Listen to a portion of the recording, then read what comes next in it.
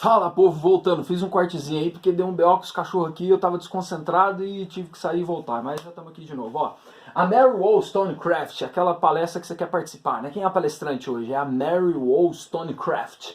Isso é nome de gente fodástica na vida, né? Cara, ela viveu entre 1759 e 1797. Como vocês podem ver, ela viveu pouco, né? Por que eu trouxe essa mulher aqui como uma mulher iluminista para a gente poder iluminar o pensamento e pensar a história desse ponto de vista aqui? Em 1792 ela lançou um livro revolucionário que é considerado o livro pioneiro. Ela é pioneira e talvez o primeiro livro feminista da história. Lembrando que o feminismo, você já sabe disso, não é a luta para dizer que as mulheres são melhores do que os homens. Historicamente, o feminismo, a luta do feminismo é a luta pela igualdade entre homens e mulheres. Tá? O feminismo, historicamente, é uma luta pela igualdade. Então, a Mary Wollstonecraft, ela escreve um livro, ela lança um livro em 1792, que chama A Reivindicação dos Direitos da Mulher. Eu pus direitos das mulheres aqui, né?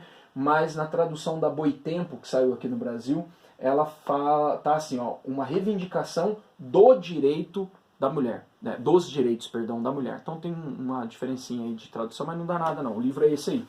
Cara, esse é o primeiro livro feminista, então. E qual que é a sacada? Qual que é a ideia? Qual que é a chave do pensamento? É o seguinte, ela vai dizer que ser mulher é uma construção. Ser mulher é uma construção. Aí você vai lembrar, mas não tem aquela que falou, se torna mulher, Simone de Beauvoir? Sim, é tipo isso, só que ela está falando isso antes. Ser mulher é uma construção que depende do seu... é uma construção do seu contexto social. Ela está escrevendo isso no século XVIII. Ela está falando assim, ó, ser mulher no século XVIII aqui é uma construção social. E aí ela vai dizer o seguinte, ó, que as mulheres, portanto, são resultados dessa construção social. E qual que é a crítica dela? Que existem limitações sociais que impedem que as mulheres se desenvolvam. Vou repetir. Ser mulher é resultado de uma construção social. E essa construção social do tempo dela impede as mulheres de se desenvolverem. Ou de se desenvolverem mais. E aí ela vai dizer o seguinte, as críticas dela, né? Putz, essa ideia dela é muito moderna, cara. A gente usa isso até hoje, né? As críticas dela vai assim, desde o casamento, ela foi mais solteira, ela critica o casamento, ela teve um pai violento, ela critica também o lugar que ela quer estar, ela quer ser escritora, ela quer ser autônoma, para esse momento isso é muita coisa, ela critica a ideia do contexto social que exige uma submissão da mulher, primeiro ao seu pai, depois até ao irmão e ao marido, né?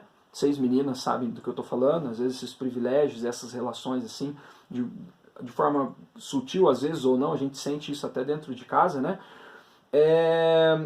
E aí ela vai questionar o tal do específico feminino. O que seria o tal do específico feminino? É assim, a mulher ela completa o homem, a mulher ela é a outra, né? Tem um homem e ela, a mulher ela tem que escutar, ela tem que ser carinhosa, esse específico tipo feminino ali, ela tá questionando isso. Na verdade, é aquela frase, sabe? Você já deve ter ouvido isso em algum lugar. Aquela frase, tem frase, sabe aquele negócio que tem frase que merece um tapa na cara? Então, não por mal, mas assim, a gente escuta, às vezes é por mal, a gente escuta assim, como é que era mesmo? Atrás de um grande homem, sempre existe uma grande mulher. Atrás de uma grande mulher, sempre existe um homem, companheiro, que deixou ela estar onde ela chegou.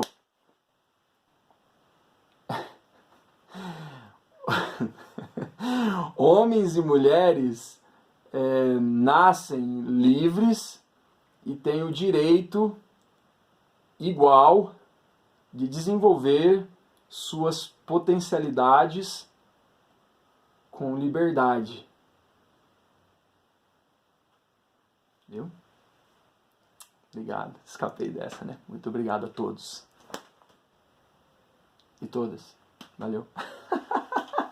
Atrás de um grande homem sempre existe uma grande mulher. Cara, se for uma pessoa mais antiga falar isso, não briga não. Vai lá, tenta dar uma explicada, dá uma explicadinha pra pessoa lá. Mas assim, o que ela fala é o seguinte, uma das críticas dela também, é a questão da educação, da instrução. Era negada à mulher a educação, a instrução. Fala, caramba, como é que a gente vai se desenvolver assim? Dê à mulher as mesmas condições dos homens que vocês vão ver, elas vão voar. É isso que ela está falando, né? Então você tem outra questão muito interessante no pensamento, não só dela, mas do feminismo que está nascendo aqui, assim, normalmente você vai ver que as mulheres desse período aqui, elas estão lutando não só por elas, mas normalmente elas estão ali no grupo dos oprimidos. Então era comum que essas mulheres também fossem contra a escravidão, por exemplo, elas entendem a opressão.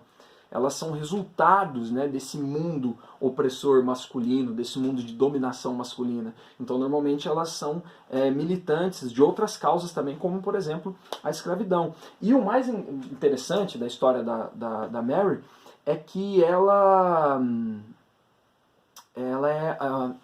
teve na França, ali no contexto da Revolução Francesa, e ela é contemporânea de uma outra mulher importante que a gente vai falar lá na aula de Revolução Francesa, que é a... Ô, meu pai, tá difícil a concentração aí, que eu tomei uns tapas na cara agora, que é a Olympe de Rouge, que é uma mulher da Revolução Francesa, só para falar para vocês quem é. Os franceses vão lá, fazem a Revolução, eu vou contar isso para vocês. Aí faz a Declaração Universal dos Direitos do Homem.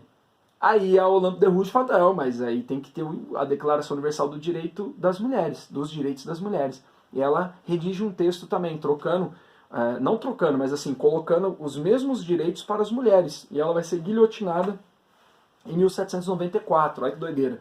E elas chegaram a se encontrar e conversar, ela está vivendo esse contexto revolucionário da França, né?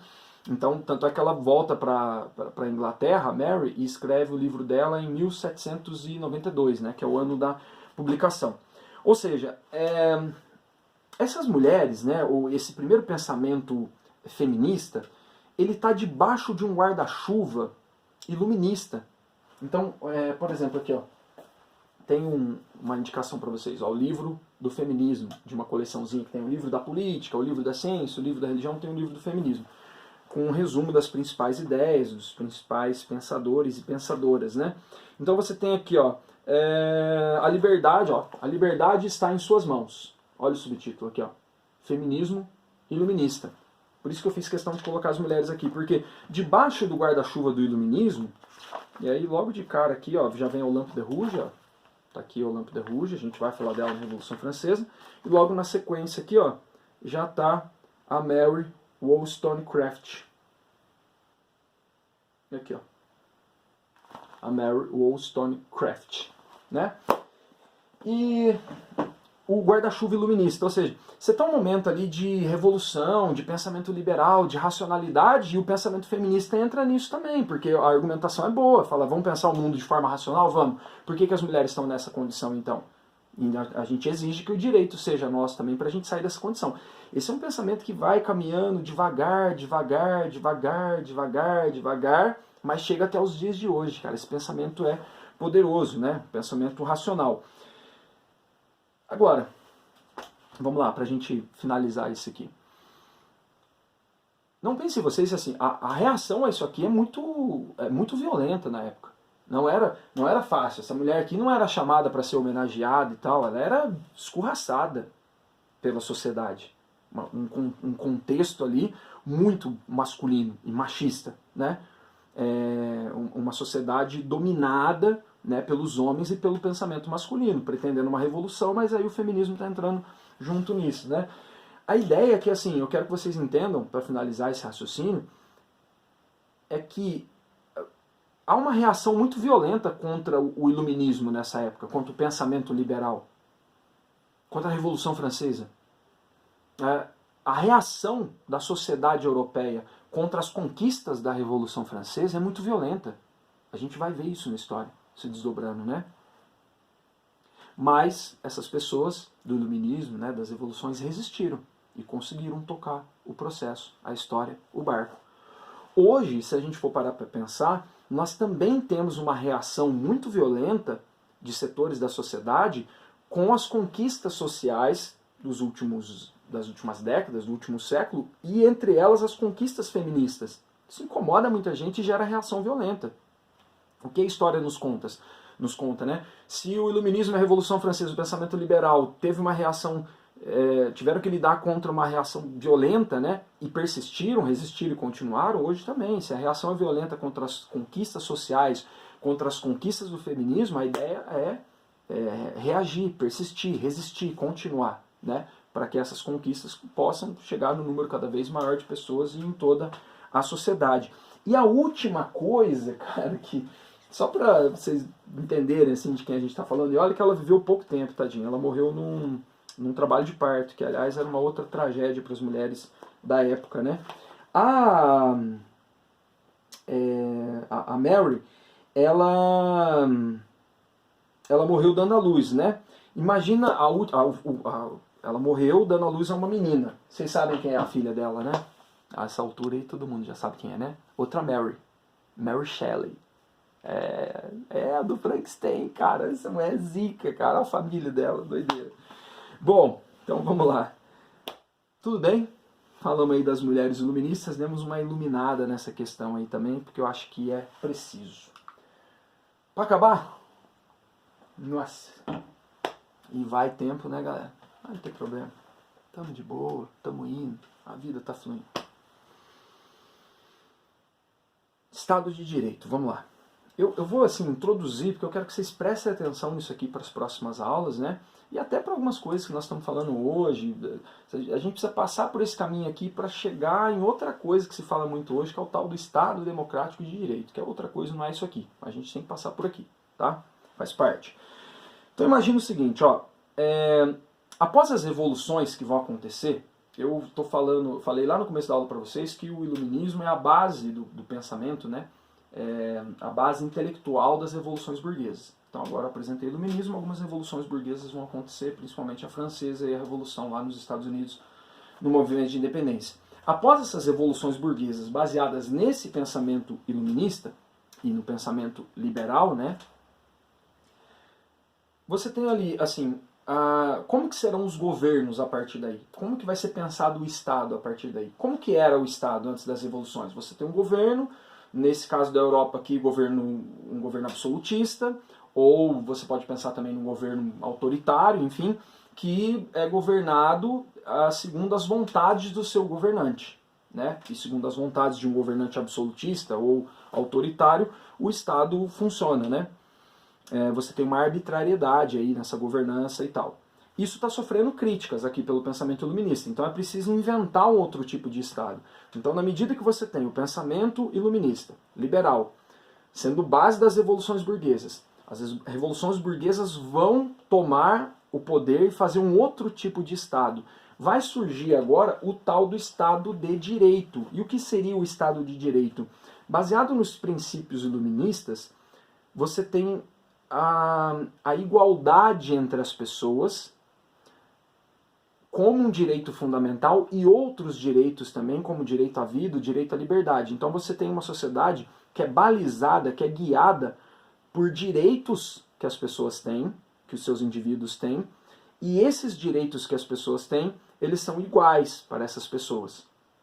Pelo menos na teoria, tá? Vamos até aqui. Então você tem, as pessoas são iguais, munidas de direito, e aí elas são iguais também perante as leis que são feitas, baseadas nesses direitos, ou baseadas naquilo que vai ser acordado no pacto, no contrato social que está sendo feito ali. Então, as leis vão nortear a governança, as leis vão nortear as ações e as decisões. A lei opera o governo. César, mas o que diz a lei? A lei diz que as pessoas são iguais e que elas têm direitos. Baseado nessa ideia da igualdade, do direito e das leis que governam, isso você vai ter um pouco de cada autor aí, né? E se você quiser acrescentar aqui, ó, a igualdade, os direitos que as pessoas têm, as leis que são feitas a partir disso, a ideia da separação dos poderes, né, que nós já falamos aqui nessa aula, e mais as constituições que são escritas, ó, junta tudo isso. Igualdade, os direitos, as leis, a separação dos poderes e as constituições que vão ser escritas. independente dos desenhos específicos dos governos, né? Mas o que você tem aqui, no fim das contas, é um Estado de direito. O que está governando agora não é mais a vontade de um governante, mas é o direito que as pessoas têm. E as leis são feitas fundamentadas nisso. Então você governa a partir das leis. Isso aqui não é necessariamente inventar a roda, é que isso chega ao poder agora, nesse momento. Mas se você olhar lá atrás, né, lá no Aristóteles, o Aristóteles vai falar que é melhor um governo da lei, né, um governo feito pelas leis, do que um governo feito pelos homens, né, pela vontade dos homens. É melhor um governo das leis. Essa ideia está sendo retomada com muitos autores, muitos pensadores aqui, essa ideia de você governar pelo direito e governar pela lei. César, beleza. Então você falou que antes aqui do Estado de Direito, você tinha o Estado ali absolutista, um Estado autoritário, vários desenhos e tal, mas assim, governado a partir da vontade de um grupo de privilegiados, a nobreza, ou de um rei e tal. A partir de agora, você tem os indivíduos, né, que têm direitos, estão iguais perante as leis que são feitas, você junta tudo isso com a separação dos poderes, né, para ter equilíbrio e harmonia, e mais as constituições, então você tem um Estado baseado no direito e se governa pela lei. Entendeu? Você tem um governo da lei. A lei é que opera o governo. Beleza, esse é o Estado de Direito. Só que aí tem problema, porque aqui, como o pensamento é liberal, esse Estado de Direito ele interfere muito pouco na vida das pessoas. Porque é a ideia do liberalismo, né? Então, menos Estado na vida das pessoas. Só que vamos ter problemas ao longo da história. Porque você fala, tá, beleza, vamos governar a partir do direito e da lei. Mas e como é que faz com as desigualdades brutais e violentas que tem na sociedade? Aí vai chegar lá no século XX, não é isso aqui, é outra coisa.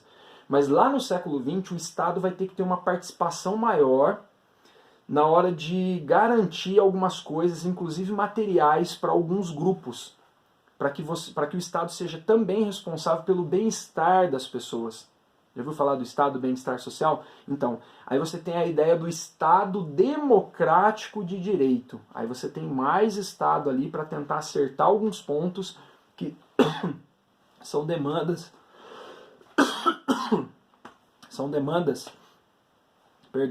do século XX, dos movimentos sociais. Ô meu pai, não vou editar, não vou cortar. Dá um minuto. Você tem um Estado do bem-estar social que se preocupa com o bem-estar do seu cidadão. A nossa Constituição, por exemplo, ela se preocupa. Fiquei com a voz do Gaizelli agora, né? A voz do Donald. A nossa Constituição se preocupa. Ela garante direitos sociais. Então, o Estado de Direito é uma coisa. Ele não pensou ainda em direitos sociais. Ele pensou em direito à vida, liberdade e tal. Mas aí tem moradia, saúde, comida, um monte de coisa.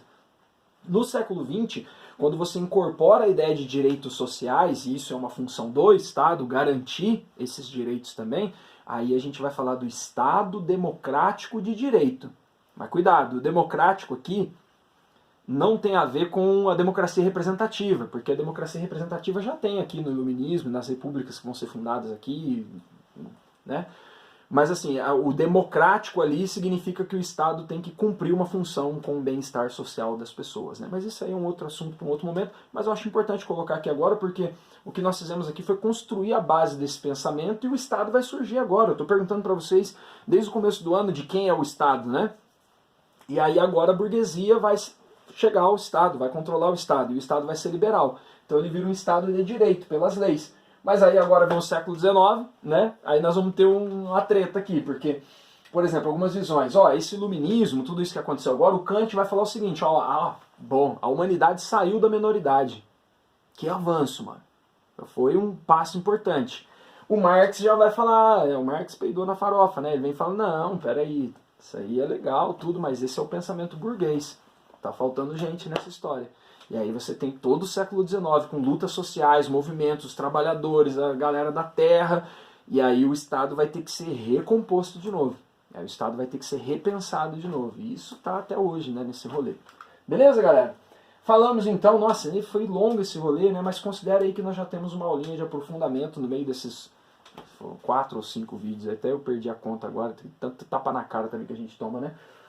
O iluminismo e o pensamento liberal, né, é um movimento intelectual que dá base para as revoluções burguesas, que a gente vai começar a trabalhar na sequência aí. Tudo bem? Aí, ó, lá vem o século XIX para cima da gente. Isso aqui não é da Revolução Francesa, tá? Isso aqui é lá de 30, vamos pensar 30, 48, é em outro contexto, mas para simbolizar as revoluções está valendo. Essa imagem simboliza muito as revoluções. Bom, o que nós fizemos aqui, para não perder o costume, né? Vamos fazer o caminho aqui para fechar, já que o rolê foi longo. Primeiro nós falamos do conceito do iluminismo. Apresentei ali para vocês o que significa, localizei e falei das principais características, né? Depois eu apresentei para vocês o pensamento liberal, com seus principais pensadores. Nós falamos do John Locke, por exemplo, né? O fundador do liberalismo político e jurídico, os direitos naturais e inalienáveis. Falamos do Montesquieu, né? Com a divisão dos poderes. Falamos da economia, né? Das pessoas que pensaram a economia como uma ciência, do Adam Smith, por exemplo, né? Da análise que ele faz da economia, funcionando com uma mão invisível, sem precisar do Estado e tal, ou um Estado só naquilo que seria a função limitada do Estado. Falamos do... Eita, perdi a conta que nós falamos aqui. Bom, aí falamos dos divulgadores, falei para vocês ali do Voltaire, aí nós falamos dos enciclopedistas, aí tem mulher também lá. Aí depois a gente falou do Rousseau, né? Especificamente do Rousseau e por que o seu pensamento é revolucionário, porque ele põe uma pulga ali na galera sobre a questão da propriedade privada. Isso destoa um pouco da defesa dos liberais burgueses aqui. Depois, hoje, agora, né, nesse vídeo falei para vocês do despotismo esclarecido, essa ideia de um Estado absolutista tentando se modernizar, uma contradição, não vai durar muito tempo. Marquês de Pombal no Brasil, um exemplo. Falei das mulheres iluministas, esse rolê foi bacana. E agora, por último, do tal do Estado de Direito. As leis governam, né? A lei opera o governo. Você tem a burocracia, tudo, as pessoas vão votar, tem Constituição, tem parlamento, né? Assembleia, tem separação dos poderes, mas é baseado nos direitos e nas leis. E falei para vocês que isso vai se desdobrando ao longo da história e mais lutas vão acontecer até a gente encher a boca hoje para falar do Estado Democrático de Direito. Oi, ai, beleza? Espero que tenha ficado mais claro aí o que a gente colocou como meta, né? No começo da aula, compreender o contexto histórico que impulsiona esse movimento do iluminismo, analisar os seus impactos políticos e culturais, fizemos muito isso, compreender os fundamentos teóricos dos principais pensadores do iluminismo, fizemos um a um, bonitinho, relacionar o movimento com a estruturação da sociedade burguesa capitalista, ou seja, ser a base do movimento das revoluções burguesas, né? Você tem aqui a consolidação da sociedade burguesa capitalista nos próximos episódios e o pensamento liberal, a consolidação também do pensamento liberal. Beleza, galera? Ó, foi longo, mas estamos indo, tá? Essa foi a história geral, as aulas 26 e 27, Iluminismo e Pensamento Liberal. Muito obrigado pela sua atenção, bom dia, boa tarde, boa noite, fui!